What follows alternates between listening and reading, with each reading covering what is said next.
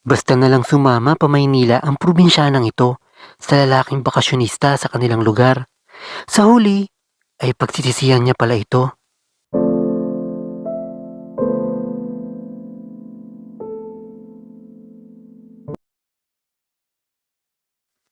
Mahal kita, Althea. Magkita tayo sa bakanting lote. Mamayang 12:00. Sumama ka na sa akin kung talagang mahal mo ako. Makapagbagbag damdaming sabi ni Daniel sa kanya ng gabing tumakas sa kanyang tahanan upang makipagkita sa binatang bakasyonistang ito sa kanilang probinsya.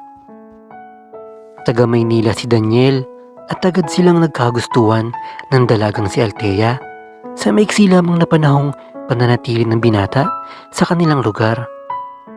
Palibhasa kasi ay gwapo ito at makisig ang pangangatawan. Kaya naman mabilis itong nakuha ang loob ng nasabing dalaga.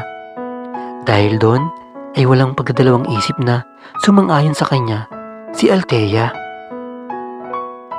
Tangulang ang sinagot ng dalaga sa hiling ng kanyang nobyo.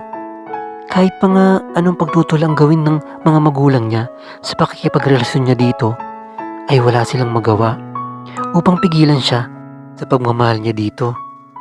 Hindi niya kayang mawalay kay Daniel. Kaya naman, nagpasa siyang suwayin na ang gusto ng kanyang ama't ina at sumama siya ng gabing yun sa binata.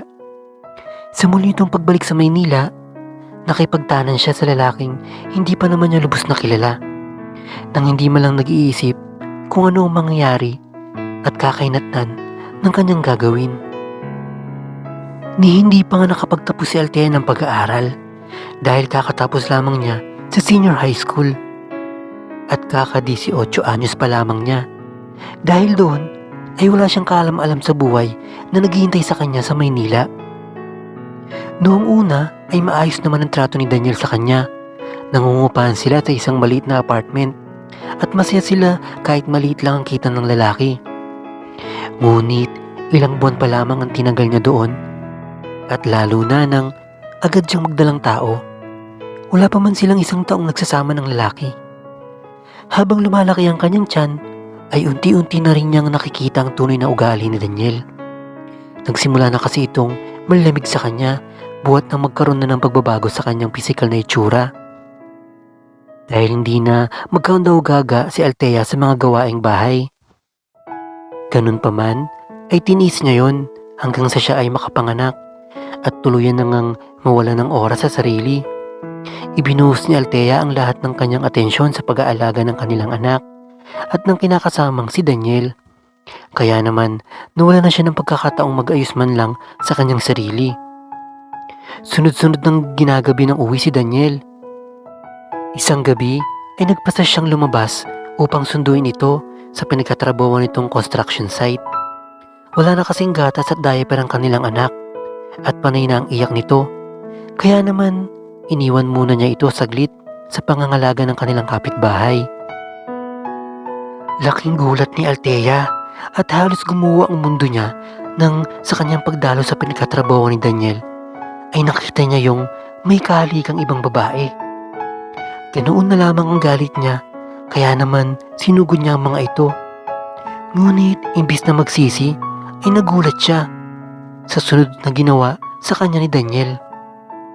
Isang malakas na sampal ang binigay sa kanya nito, kasabay ng pangangaladkad nito sa kanya pauwi. Iskandalosa ka! Hindi mo ba alam na ang babaeng sinaktan mo ay asawa ng boss ko? Paano kung ipatanggal ako nun? Galit na sabi ni Daniel sa kanya, na lalo pang ikinagalit ni Althea. Talagang matatanggal ka sa trabaho dahil imbis na paggawa ng bayang asikasuhin mo, ay yung asawa ng boss ang tinatrabaho mo. Kaya pala, lagi ka nalang ginagabi ng uwi. Hindi mo man lang kami naisip ng anak mo. Umiiyak pang sabi ni Althea habang panay ang suntok niya sa dibdib ng kinakasama. Paanong iisipin pa kita? Isawang-sawa na nga ako sa pagmumukha mo. Ayaw na nga kitang uwian pa eh. Naasar ako sa mukha mo. Losyang ka na. Hindi ka na nga yata marunong magsuklay man lang ng buhok mo.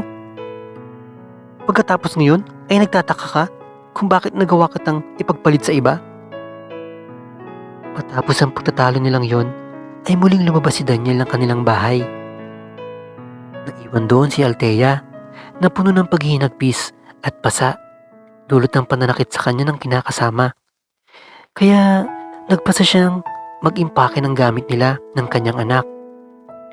Ngayon siya nagsisising basta na lamang siya sumama sa ganong klase ng tao.